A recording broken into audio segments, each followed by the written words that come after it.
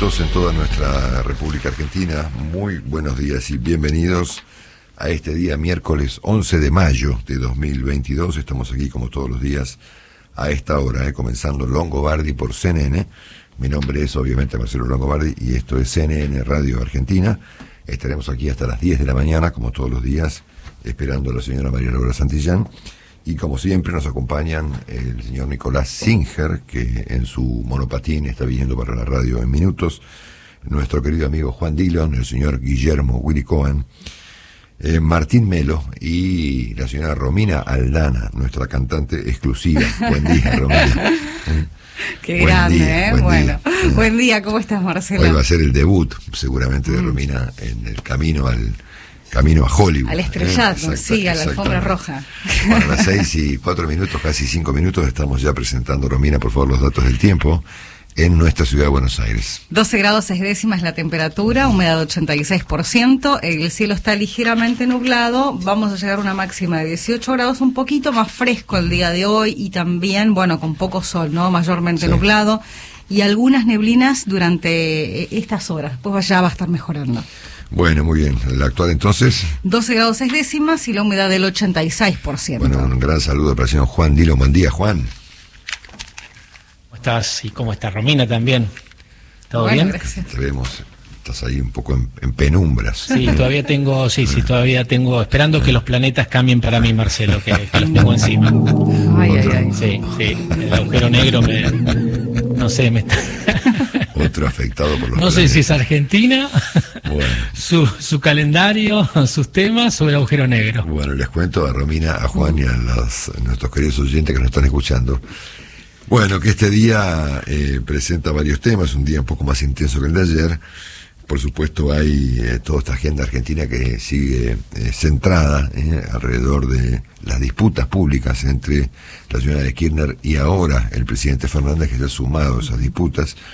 El presidente ofreció 2 reportajes ayer en su gira española, uno al diario El País de Madrid, que lo tenemos aquí completo para comentarlo más tarde, y otro a la televisión española, ¿no? A ver, no es común que un presidente ventile cuestiones de carácter interno de su país en una gira al exterior. Es inhabitual. En el caso de Fernández puede ser comprensible, siendo que no hay muchos otros temas que uno le pueda preguntar a Fernández, ¿no?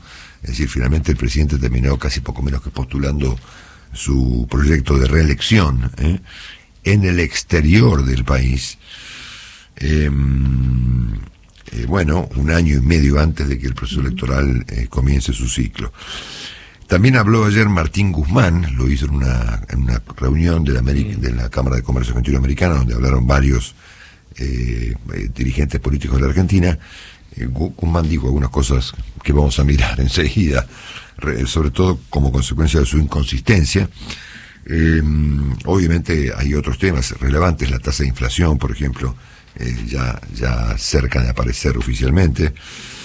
Y tenemos, el tema que nosotros creemos que sigue siendo el más relevante del mundo, que es Ucrania. Vamos a presentar enseguida un repaso del estado de cosas con un dato fundamental, que es que han asesinado a otro oligarca ruso aparentemente con veneno. Así que vamos a comentar esta historia en unos minutos. Ahí nos va a acompañar Juan seguramente en el repaso completo del estado de cosas bien complicado que hay en este momento entre Ucrania y Rusia. Así que de esto vamos a hablar en este día miércoles 11 de mayo. Bueno, muy bien, estamos repasando completos los datos del tiempo y el pronóstico para lo que resta de esta semana. Hoy ya es miércoles, Sí, ya con los registros de las 6 de la mañana, 12 grados la temperatura, humedad 84%, cielo ligeramente nublado, el viento es del sudeste a 6 kilómetros en la hora, va a continuar el día gris y esta máxima prevista en 18 grados. Bueno, yo tengo la obligación de presentarles el resumen de este día miércoles. Hablen ahora o callen para siempre. Prepárense. Romina, ¿qué hago? Y no hay que dar las noticias. Allá vamos. Adelante, claro, allá vamos. Juan, ¿qué hacemos? No me puedes hacer un bache hasta ahora, Marcelo. No. ¿Yo puedo hacerlo o no? Sí, es tu decisión, claro. Hago lo que ustedes me pidan. No, hay que hacer. Vamos. Responsabilidad, Marcelo, está en el contrato. Allá vamos. Está en los 5 contratos que tenemos. Bueno, entonces, ¿saben qué? Allá vamos. Allá vamos. Ahora, el resumen de Marcelo Longobardi. Nico está por llegar con su monopatín, Willy llegaron en un ratito, ya está Juan, por supuesto está Romina, y en el momento de arrancar el resumen aparece el ya muy conocido locutor de la cadena CNN, que es un argentino, pero que hizo carrera en Atlanta, ¿no? Qué bien, donde se hacen grandes carreras. Gran trayectoria tiene. De grandes carreras periodísticas y de presentadores. Ahí han salido grandes presentadores, han salido de Atlanta. Entre ellos el señor que nos acompaña esta mañana. Buen día. Allá vamos. Allá vamos. Dígame, ¿hago o no hago el resumen? Siempre del lado de la información. Sí, el resumen está listo. Acá está. Aquí Está caliente. Aquí estamos. Aquí estamos en el resumen. Y dígame una cosa, ¿de qué lado pongo el resumen? Siempre del lado de la información. ¿Tengo alternativa de no hacerlo? Allá vamos. Allá, no tengo alternativa. No queda otra. Bueno, allá vamos, Bueno, gracias. Marcelo, Que tenga un lindo día. Aquí estamos. Quédese. No tiene más remedio. Bueno, muy bien, Juan, allá vamos con el resumen que arranca con el estado de cosas del mundo, que no es solamente Ucrania, sino también Colombia, por supuesto. Saben ustedes que ayer apareció muerto otro oligarca ruso, en este caso un señor Alexander Subotin, que, bueno, era en vida un alto ejecutivo de la compañía energética Lukoil, que es una empresa rusa muy importante en materia energética, que había tenido la mala suerte de reclamar un urgente final de la guerra. Toda la gente que reclama públicamente en Rusia al final de la guerra le pasa algo, es alucinante, ¿no? O se tienen que escapar, o los meten presos, o los persiguen, los encierran en su casa, o eventualmente tienen la mala suerte de ir a en este caso como este hombre, ir a un chamán y resultar aparentemente envenenado. Ya son al menos 5, Marcelo, los que han desaparecido. Han sido asesinados o en extrañas circunstancias, muertos desde que mostraron una disidencia sobre lo que es la guerra, la invasión que se está llevando a cabo en Ucrania. Así que muy sospechosos, incluso cómo se dio la información en el día, en la mañana, tarde de ayer. Así que se verá, pero extraño, ¿no? Bueno. Cada uno que se opone, cada uno termina... Mal, sí, fíjate que el fundador, el CEO de esta compañía, Lukoil, un tal Vagui Alekprov, tuvo que renunciar a su cargo por haber planteado que la guerra debía ser detenida, ¿verdad? Así que desde cantantes que se escapan hasta ejecutivos que se mueren, esto ocurre con la gente que en territorio ruso se le ocurre cuestionar el delirio que está emprendiendo en este momento el señor Vladimir Putin. Es muy importante lo que ha ocurrido en la ciudad de Odessa. Por supuesto que lo primero que uno tiene que ver es el nivel de destrucción, ¿no? Las imágenes de shoppings impactados por misiles. Hay un shopping llamado Riviera que queda efectivamente en la ciudad de Odessa, y diversos edificios residenciales de la ciudad de Odessa estaban hechos las fotos son directamente destruidos, ¿no es cierto?, por bombazos, ¿no? Por misiles, que muchas veces, después les cuento, fallan, no son tan buenos, fallan no invocan el blanco, ¿no?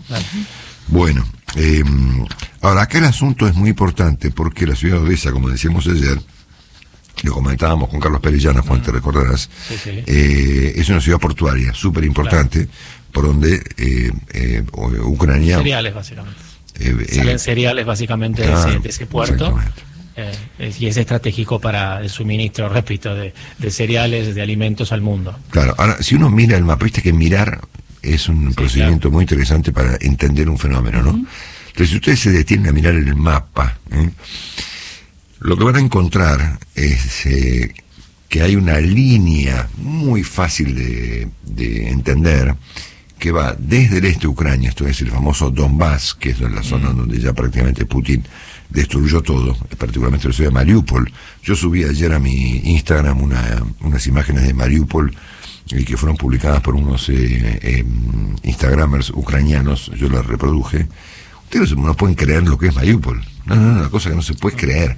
O sea, agujeros en los edificios. Devastado, sí, esa imagen es realmente impresionante. Impresionante. Bueno, ahora si uno mira el mapa, como yo les decía, encuentra que efectivamente hay una línea, casi poco menos que directa, entre el famoso Donbass, la península de Crimea, que ya se la apropió Putin hace un largo tiempo, el puerto de Odessa y este lugar llamado Moldavia, ¿no es cierto? Correcto. Entonces, todos los pronósticos del día de hoy, de anoche, de ayer y de esta mañana, es que efectivamente Putin se encamina bastante mal, porque va bastante mal el asunto, hacia Moldavia, y en todo caso a quedarse con un pedazo de Moldavia que se ha autoproclamado independiente, llamado Transnistria, que es un nombre que ya hemos aprendido a pronunciar. Así que hay esta mañana advertencias incluso de la inteligencia de Estados Unidos, publicado por diversos portales, que dan cuenta de que efectivamente Putin pretende extender la guerra hasta esta región separatista de Moldavia llamada Transnistria. Una guerra prolongada, como decís, Marcelo, es lo que avisa o lo adelanta tanto la inteligencia de los Estados Unidos como la inteligencia británica. Esta mañana se publica en la mayoría de los diarios, algo que se conoció en el día de ayer, y seguramente que la utilización de nuevo de las armas nucleares está entre las condiciones que tendría en las próximas semanas la guerra, en virtud también de lo que dijiste vos. Está quedándose sin armamentos. Rusia está utilizando armas que no son de precisión, estos misiles, digamos, hipersónicos no serían muchos, y en esa situación es lo que podemos esperar de la guerra. Bueno, a mí me parece que la palabra clave acá es conectar, es decir, el tipo pretende conectar el este de Ucrania, es decir, Rusia, el este de Ucrania, que son obviamente limítrofes, todo lo que rodea al Mar Negro, incluyendo Odessa, Crimea, que ya está, y ahí va directo a Moldavia, es decir, quedarse con todo el dominio del Mar Negro, avanzando en su proceso militar hasta Moldavia. Hay, como ustedes habrán observado, escuchado, inclusive en este programa, varias opiniones respecto de cómo se termina, cómo sigue esta historia, es decir, a ver, esto a dónde vamos, a que efectivamente este hombre logre quedarse con, destruir, eliminar a Ucrania del mapa y quedarse con parte del país, avanzando hasta lugares ya muy europeos, obviamente, aunque Ucrania lo es, obvio, más al oeste. El mundo tiene que reaccionar ante esto, y si el mundo reacciona, ¿en qué clase de problemas nos metemos? Bueno, acá hay un señor que ha sido muy práctico, digamos, que es el ministro de Relaciones Exteriores de Lituania, que son unos países del Báltico que efectivamente también son limítrofes con Rusia. Un tipo que se llama, el nombre es muy complicado, Gabrielius Landsbergis, que ha dicho que el modo de terminar con esto es que los rusos lo volteen a Putin, ¿no? Un Putin herido puede ser aún más peligroso que un Putin ¿cómo se llama? Avanzando, así que como le va mal, digamos, es peor. Entonces él sugirió que lo más práctico es que los rusos lo destituyan, rusos, ¿no? Claro. Cosa que por el momento parece, por supuesto, muy lejana. Escucha este dato, Juan. La Organización Mundial de la Salud ha verificado 200 ataques a estructuras sanitarias, hospitales o similares, ¿no es cierto? 200.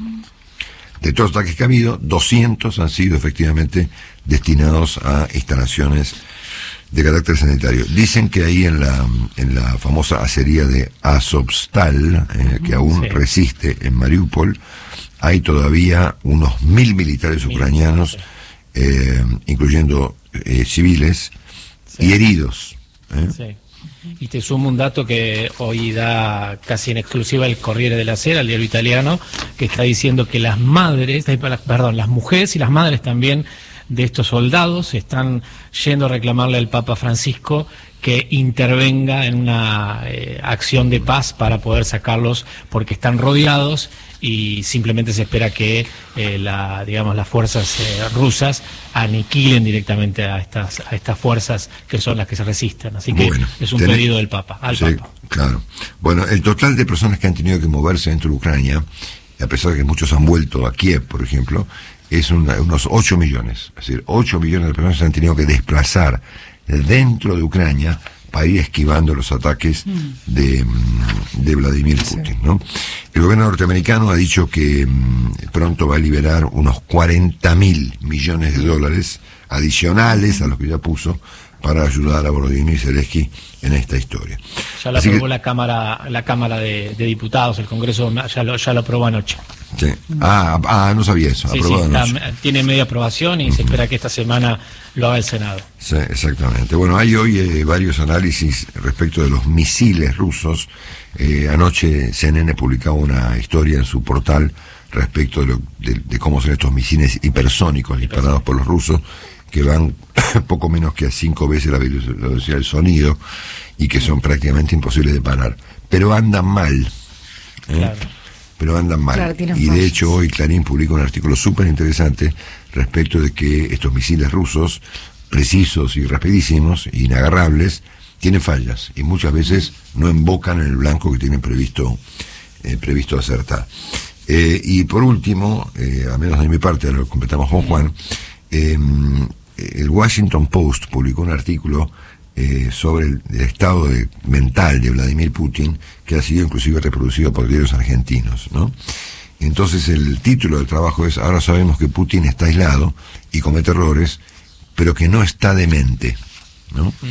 Así que yo leí el artículo, por supuesto, y voy a esta vuelta a disentir, a la distancia, por cierto, con nuestros colegas del Washington Post, porque no me parece que bueno, a ver, lo que estamos viendo es la obra de un demente, ¿no? Sí, totalmente. Es más, yo creo que hay que mirar las imágenes, ¿no? Hay que mirar las cosas que suben en las redes los propios ucranianos, que luego se publican en los medios. Los ucranianos, bajo diversos formatos y nombres y demás, suben imágenes de lo que pasa en sus ciudades,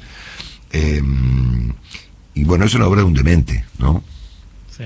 Atacar 200 hospitales, para. volar ciudades, atacar colegios, teatros, es la obra de un tipo que está totalmente loco, ¿no? Sí. No mucho más cuerdo que Hitler, ¿no? Por ahí debe andar. Claro, y la preocupación que hay, Marcelo, que es el grado de humillación que pueda ser víctima, digamos, Vladimir Putin, y eso lo lleve a mayor grado de locuras en la operación militar. Sí, bueno. Bueno, ayer ya nos vamos metiendo, vamos aterrizando en la región. Ayer el señor Nicolás Maduro saludó a su colega, le relata hoy el diario Clarín, Vladimir Putin, por el día de la victoria sobre los nazis, y mandó su congratulación por la guerra que en este momento Rusia lanzó sobre Ucrania, argumentando como Putin que la amenaza nazi hoy pretende resurgir. Maduro, cuyo país es ruso dependiente en una diversidad de aspectos, dice Clarín, utilizó la misma narrativa del Kremlin para elogiar a Rusia en relación con la ofensiva sobre Ucrania. Así saludó a Putin por los 77 años de la victoria en la Segunda Guerra Mundial de Rusia sobre los nazis, en la Gran Guerra Patria, y en su lucha contra la amenaza nazi-fascista que hoy pretende resurgir. Así que los dementes también se extienden, obviamente. Tiene aliados. Por nuestra región, ¿no es cierto? Claro. Bueno, ahora llega un aspecto importantísimo del presidente Fernández en relación a este asunto. Antes, permítame recordarles que ayer hubo un episodio muy grave en Colombia, cuando un fiscal paraguayo de nombre Marcelo Pecci fue asesinado por sicarios efectivamente estando en sus vacaciones en Colombia. Es un fiscal antidrogas paraguayo que estaba de luna de miel en una isla en Colombia. Esto obviamente ayer produjo un impacto en América Latina muy en la Argentina menos, porque Argentina está como más aislada de los temas mundiales. Pero convengamos en que este fenómeno los argentinos deberíamos mirarlo con atención, ¿no? Porque acá empiezan a pasar cosas parecidas, ¿no? Por ejemplo en Rosario. ¿Saben? Quieren poner una delegación de la DEA directamente en Rosario para tratar de aplacar el delirio que allí ocurre. Bueno, el fiscal paraguayo especializado en lucha contra las drogas, Marcelo Pecci, fue asesinado a tiros este martes de ayer en una isla caribeña cercana a Cartagena, en Colombia, donde pasaba su luna de miel. Así que bueno, un bombazo de noticia muy grave. Por lo que, Juan, no sé si no me equivoco, sí. pero lo mataron unos tipos que iban en jet ski. Motos acuáticas, sí, llegaron en la ribera, creo que de Baru, y por ahí lo mataron. Estaba con su mujer, que está embarazada, se casaron en abril, y es uno de los máximos fiscales que está siguiendo los casos digamos, de droga, no solamente de Paraguay, sino también lo que tiene las conexiones directas con Colombia, máximo país fabricantes o productor de cocaína, por decirlo. Así que es un bombazo en términos, si querés, informativos para toda Latinoamérica y para la lucha contra el narcotráfico. Su pareja llegó a decir que entendía que el fiscal Pecci, exacto, una periodista, que no conocían que él tuviese amenazas específicas, ¿no? Así que bueno, vamos a ver el tema hay una conversación que hubo entre el presidente del Paraguay y el presidente de Colombia, que la vamos a pasar después para escuchar qué anunció el presidente paraguayo, llamado Mario Abdo Benítez, sobre esta historia. Bueno, es noticia también esta mañana el presidente de México, Andrés Manuel López Obrador. Ustedes saben que el presidente Biden convocó a una cumbre de las Américas en la ciudad de Los Ángeles, creo que para el próximo mes de julio, ¿no? Correcto. Entonces, el presidente de México resolvió no ir. ¿Cómo que no va a ir? Digo, yo no voy. ¿Cómo? Si no invitan a Venezuela, a Cuba y a Nicaragua, ¿no?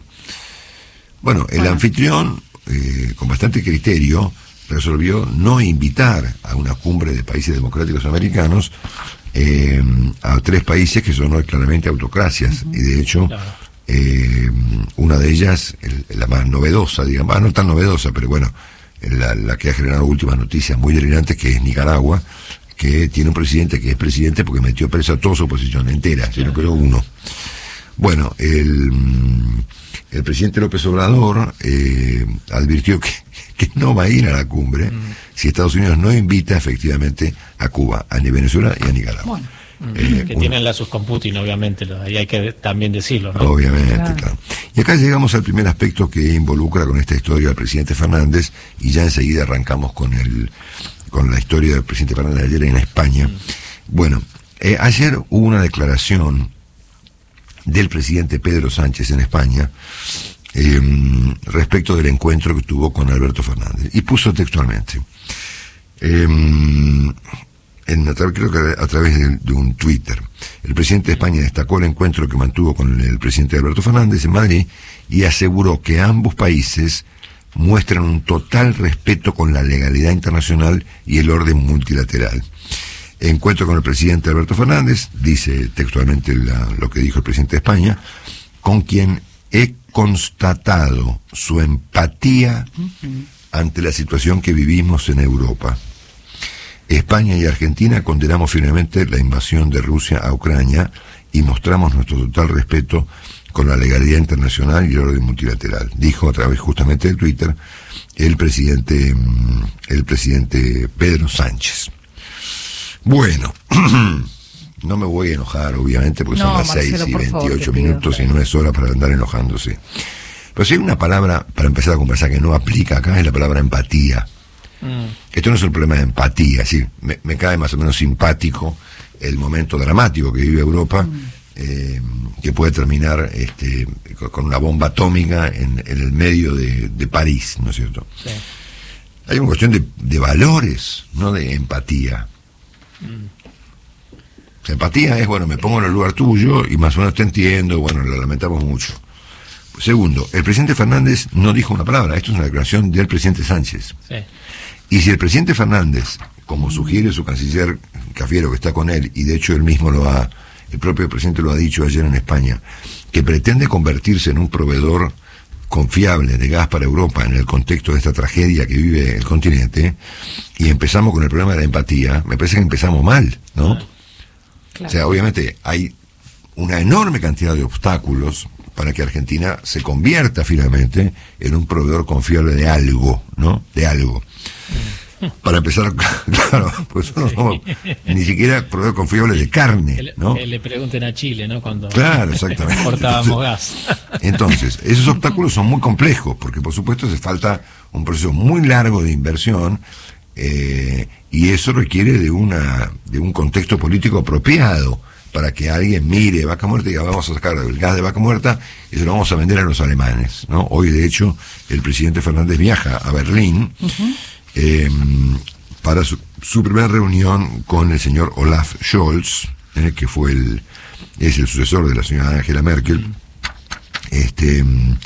Creo que la reunión va a ser a las 9 de la mañana, hora de la Argentina, si yo no me equivoco. Sí, ¿no? sí. Pero bueno, en cualquier caso me parece que a mí me parece, ¿no?, que mucho más importante que todas las cosas que el presidente dijo en España sobre la señora Kirchner, es el hecho de que el presidente Fernández se mantenga en una posición muy tibia, Muy neutral. muy tibia, digamos. Y digo tibia para ser suave, ¿no? Por acá no hay posiciones intermedias, ¿verdad? Pero bueno, vamos a poner la palabra tibia frente a un asunto en donde el presidente pretende que la Argentina intervenga, que es vendiéndole gas a los europeos. Podría ir el ministro, Marcelo, el ministro de Relaciones Exteriores, podría ir al menos a Kiev, estoy hablando de Santiago Cafiero, cuando en el día de ayer fue Ana Elena Baerbock, que es la ministra de Relaciones Exteriores de Alemania, ¿no? Que con todas las diferencias que tiene Alemania, claro, finalmente Alemania está tomando un lugar también importante en lo que es todo el conflicto. Bueno, el conflicto no la guerra, en la invasión. Bueno, siendo que la Argentina se volvió un país en donde todo el mundo expresa sus deseos más que sus pronósticos, qué bueno sería que el presidente Fernández haga algo distinto, ¿no es cierto? Porque la verdad es que él ayer intentó, bajo algún procedimiento, diferenciarse de la señora Kirchner, planteando que ella ruptura del gobierno, que tiene una mirada parcial de las cosas. No, el modo de diferenciarse de Cristina, si es que el presidente pretende hacer efectivamente eso, es de otro modo. Claro. Y está a 30 minutos de poder hacerlo, ¿no? Sí. Porque finalmente, ayer, ¿de qué habló el presidente sobre Cristina en España?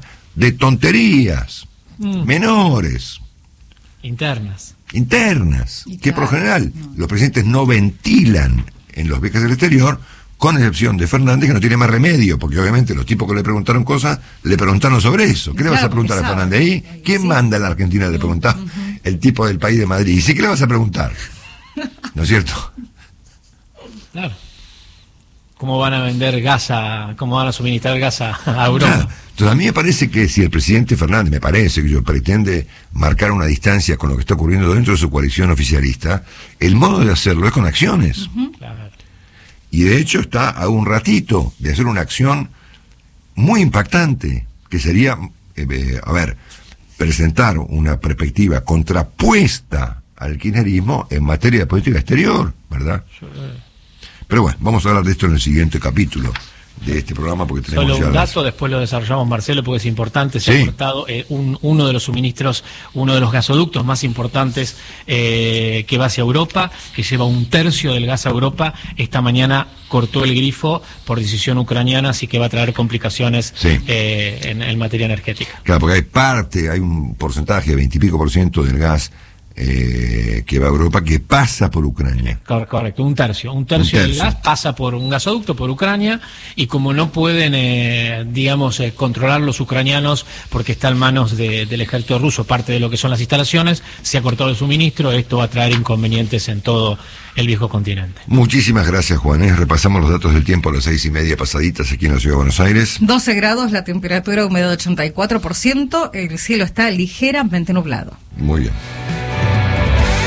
6 horas 40 minutos, la temperatura en la Ciudad de Buenos Aires, 12 grados, humedad 84%, el cielo está ligeramente nublado, todavía no amanece en la ciudad, está fresco y vamos a llegar a una máxima de 18 grados. Bueno, por si recién se engancha con el resumen, les recordamos con Juan que comentamos ya que fue otro de los llamados oligarcas rusos fue asesinado, envenenado en Moscú, que la invasión, este ataque brutal sobre Odessa se explica por el propósito de Putin de conectar efectivamente a Rusia con Moldavia, a través del Mar Negro, que el presidente Nicolás Maduro de Venezuela ha felicitado a Vladimir Putin por la guerra, y que hoy el presidente Fernández se reúne con el canciller alemán, con Olaf Scholz, dentro de 2 horas y 20 minutos. Estábamos comentando recién este Twitter que escribió ayer el presidente de España, Pedro Sánchez, revelando que el presidente Fernández, que él ha constatado que el presidente Fernández tiene mucha empatía con Europa, ¿no?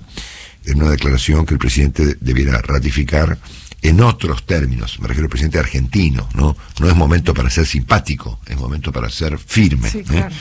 Bueno, sobre todo si el presidente ha entrado en una etapa en la que pretende marcar alguna diferencia con la señora de Kirchner. Las crónicas de ayer, un trabajo evidentemente de off the records, hecho por el diario La Nación, donde parece que el presidente dijo algo así como que ya estaba harto, ¿no? de hasta acá llegamos, basta, esto ya es demasiado. Sí. Contó ayer Damián Nabot en La Nación respecto de la relación del presidente con la señora de Kirchner, ¿no? Como una reacción de Fernández contra lo que está ocurriendo en la situación interna de su coalición. Dicho esto, a mí personalmente me parece que hay modos mucho más importantes para un presidente de un país de manifestar una diferencia, que con hechos, ¿no?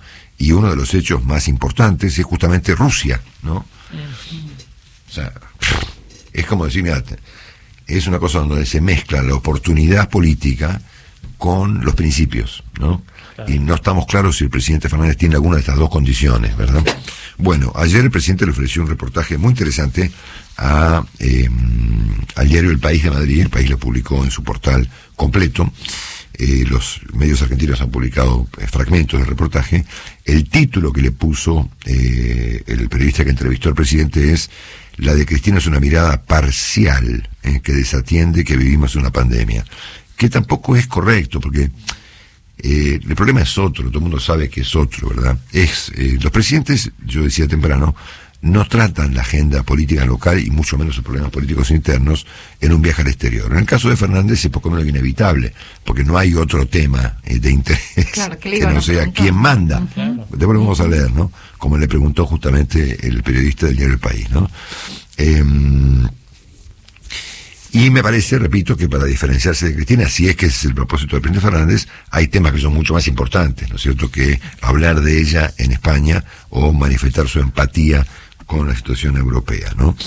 El presidente agregó que el kirchnerismo está obstruyendo al gobierno, y aquí hay una especie de malentendido también, porque el señor Kirchner está luchando por el poder, ¿no es cierto?, y sobre todo con miras a las elecciones del 2023.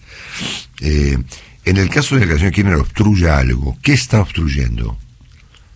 ¿Cuál es el plan del presidente que está siendo eventualmente obstruido? No lo sabemos, es un misterio. Así que el presidente habló de obstrucción, entendió que la señora de Kirchner tenía una visión parcial de las cosas, porque se había olvidado que aquí hubo una pandemia, y le dijo al presidente de España que hay un problema distributivo que tenemos que seguir atacando, ¿no?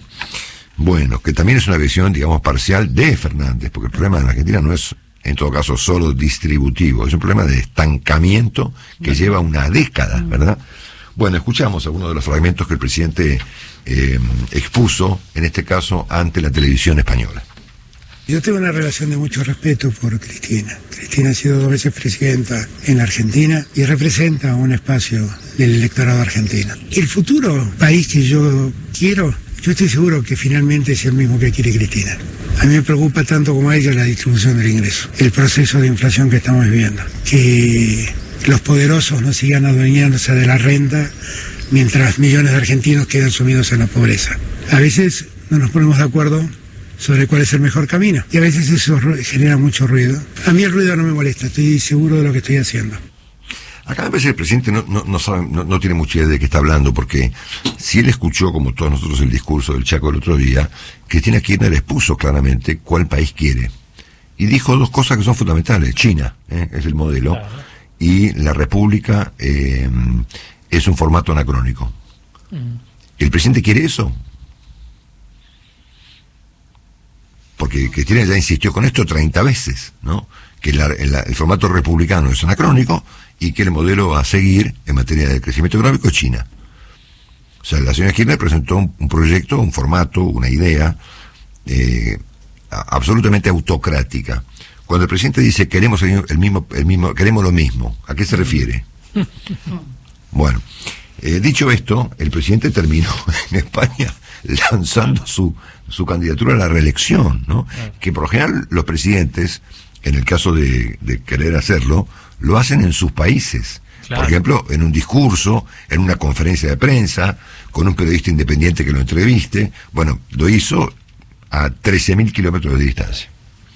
¿Se ve usted con fuerzas no solo de terminar su mandato, sino de presentarse a la reelección en 2023? Yo estoy absolutamente con todas las fuerzas necesarias para que la Argentina se ponga de pie. Y la voy a poner de pie. Entiendo que ha dicho más o menos que sí. Definitivamente.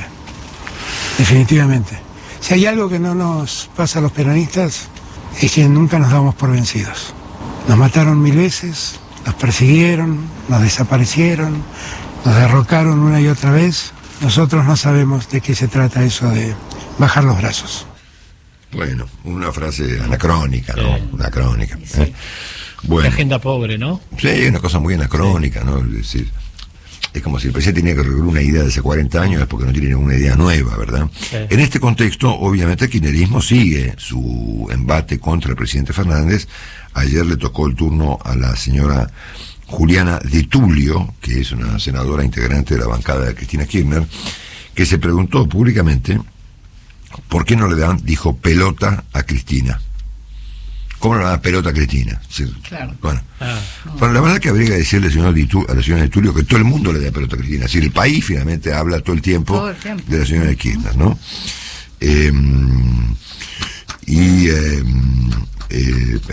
Retrucó de este modo las críticas del albertismo a la señora Kirchner cuando dijo, no es más fácil darle bola que cualquiera le conteste. Habrá que darle bola a Cristina, según la señora Di Tulio. Y también Axel Kicillof hizo lo propio, reclamando que más fondos, por supuesto, que es lo que todo el mundo en la Argentina reclama. Todo el mundo reclama por fondos que no existen, ¿no? Es una gran pelea por los recursos, que es justamente lo que no hay. Pero bueno, pues es una pelea inútil, porque todo el mundo se pelea por algo que no existe. Claro, Marcelo, sí. Y alineándose con Cristina, dijo que faltan respuestas. Bueno, después en esta reunión que hubo en la Cámara de Comercio Americana, donde volvió a hablar ante los empresarios el ministro de Economía Martín Guzmán, habló también Sergio Massa, ¿no? Que evidentemente con algún problema de sintonía con la actualidad, dijo que la coalición de gobierno no tiene ninguna disputa de liderazgo. Bueno. Yo me imagino que lo habrán mirado, le habrán dicho, este muchacho, claro, de qué está hablando, ¿verdad?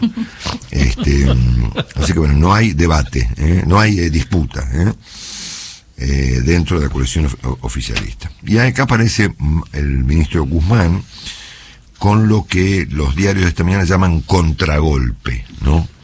Y dije, contragolpe, wow. Habrá pasado algo extraordinario, ¿no es cierto? Sí. Bueno, ¿cuál fue el contragolpe de Guzmán? Es una cosa muy menor, digamos, es decir, si el ministro Guzmán pretende con estos comentarios que las personas se entusiasmen con el propósito económico de Argentina, pues dijo, lo primero que nada es cumplir con la meta del Fondo Monetario, cosa que, primero que nada, es un programa bastante poco ambicioso para un país, y segundo, que esas metas no se van a cumplir. Es muy difícil de alcanzar, ¿no? Claro. Es decir, a ver, no solamente no es una idea especialmente estimulante, sino que además son metas que todo el mundo sabe que no se van a cumplir. Segundo, dijo que teníamos que hacer una economía sustentable, ¿no?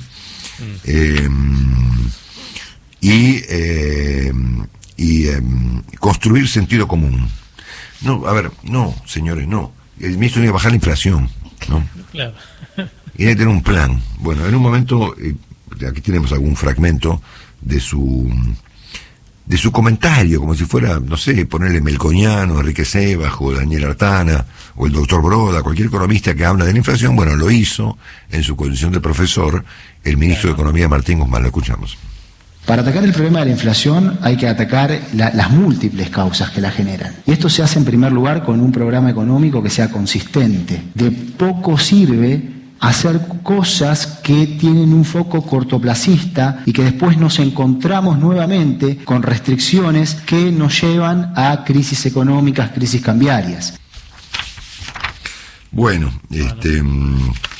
dijo frases fundamentales, ¿no?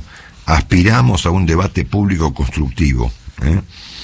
Bueno, hay cuestiones que no funcionan, ni funcionaron, ni de un lado ni del otro.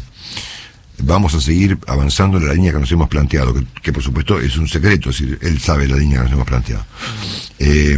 Con toda la fuerza y convicción vamos a seguir avanzando porque consideramos que este es el camino que la hace bien Argentina. No parece haber, agrego yo, cierto consenso sobre la cuestión. Bueno, la inflación tiene múltiples causas, sí, bueno, chocolate por la noticia. Además de ser consistente, el programa económico tiene que ser creíble. Por eso hacemos tanto hincapié desde el gobierno en nuestro compromiso en llevar adelante el programa que hemos trazado. Además de, yo le agrego esto, ¿no? Además de consistente y creíble, el programa tiene que ser conocido, ¿no? O sea, algo para ser consistente y creíble tiene que existir previamente, ¿no? O sea, algo que no existe puede ser creíble y consistente. Es un debate filosófico, digamos, muy interesante, ¿no? Sí. O sea, podemos discutir en el plano de la metafísica, ¿no? Si algo que no existe puede ser consistente. Por ahí algún físico, digamos, o algún filósofo podría revelar el secreto de si algo inexistente puede ser al mismo tiempo creíble. Pero bueno, es un dilema que a esta hora de la mañana no podemos resolver en el programa. Dentro de un ratito, quizás. Bueno, el vacío, acá pregunta Luca, el vacío, por ejemplo, ¿es consistente? Claro. ¿Qué tipo de vacío? ¿Qué sabemos, no? Bueno, y los empresarios, algunos de ellos, citados esta mañana por nuestra querida amiga Silvia Neistat en Clarín, revela que han dicho que a Guzmán lo van a tener que sacar a patadas, porque están encantados con Guzmán, ¿no? Lo cual plantea, por supuesto, un nivel de mediocridad general realmente muy significativo. También habló allí la señora Patricia Bullrich, que no se quedó atrás, ¿no es cierto?, con los extravíos, porque ella planteó que de ser presidenta, y dijo tener las condiciones para ser presidenta, prometió dolarizar la economía en 2 pasos. El primero es con el bimonetarismo y el segundo es con la dolarización, que son fenómenos que tienen nada que ver uno con el otro, porque además el bimonetarismo ya en la Argentina prácticamente existe, ¿no es cierto? Y para dolarizar la economía, que sería algo, digamos, encantador, hacen falta tener reservas, cosa que entendemos que en la Argentina no estaría ocurriendo, ¿no es cierto?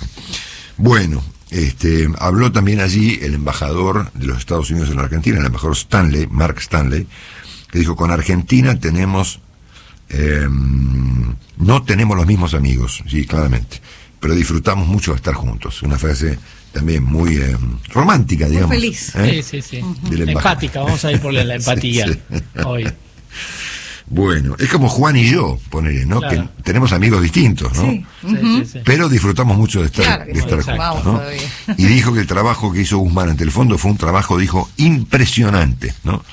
Sobre todo, va a ser impresionante cuando no se cumplan las metas con el fondo. Bueno, el gobierno ayer anunció, bueno, probablemente corrido por Máximo Kirchner, y como para no romper del todo, que va efectivamente a adelantar la suba del salario mínimo, como reclamó el kirchnerismo en los últimos días. Vamos a ver después con Willy. Inflación proyectada para el año según el gobierno, 65%. Bueno. Inflación en la ciudad de Buenos Aires del mes de abril, siendo que en las próximas horas se va a conocer el dato nacional, 5,3%, pero creo que alimentos fue 7%. Bueno, ¿cuánto necesita una familia para ser considerada de clase media, ¿no? Y esto revela lo mal que está eventualmente la clase media en Argentina, porque hace falta 206.000 pesos por mes, que son $400. Claro. ¿No? No, 200. No. 206.000 dividido 200. A ver, Nico. $1.000. $1.000. Yo me había quedado. Bueno, que es ser clase media baja, ¿no es cierto? Sí. Bueno, después veremos también con Willy datos de hoy. El salario del sector privado sigue perdiendo contra la inflación, con excepción de los salarios públicos, que por supuesto aumentan más que la inflación, ¿no es cierto? Al menos por ahora. Bueno, tema gas. Empezaron las audiencias públicas, el gobierno propuso subas que van del 25% para el aumento mínimo hasta 73% para los usuarios de mayor nivel de envergadura. Bueno, y finalmente les cuento algunos detalles más, porque se hizo tarde como siempre. Tenemos un episodio muy grave ocurrido acá en Tortuguitas, provincia de Buenos Aires, cuando una señora, Clarisa Farías, de 41 años, fue atacada por motochorros y la mataron a los tiros. Hay un detenido, un prófugo, todos con antecedentes, por supuesto, ¿no? Ella trabajaba en un geriátrico en Tortuguitas, y repito su nombre, Clarisa Farías. Lamentamos mucho su muerte, atacada por motochorros en la provincia de Buenos Aires.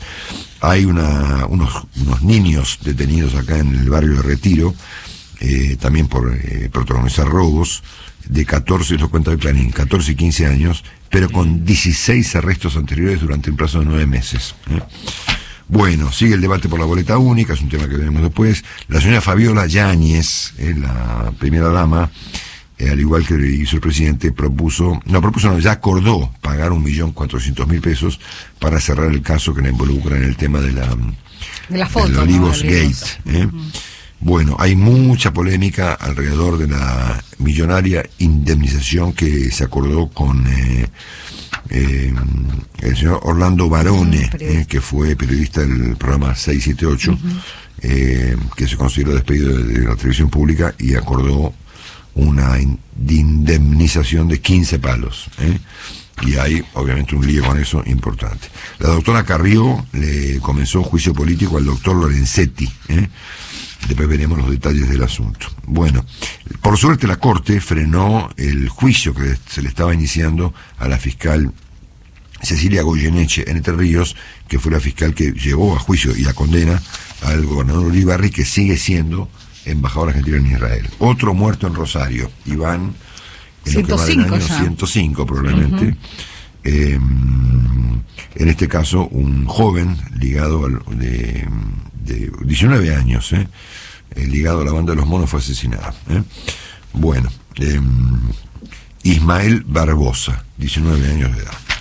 Quieren, según hoy leo en los diarios, el gobierno está planteando abrir una oficina de la DEA directamente en Rosario para tratar de mitigar el problema que existe allí. Y con esto creo que estamos más o menos con el resumen de esta mañana debidamente presentado. Estamos al día, Marcelo. Estamos más o menos al día. Hoy es miércoles 11 de mayo y estamos repasando los datos del tiempo en nuestra ciudad de Buenos Aires. 12 grados de la temperatura, humedad 84%, el cielo está ligeramente nublado, máxima para hoy 18 grados.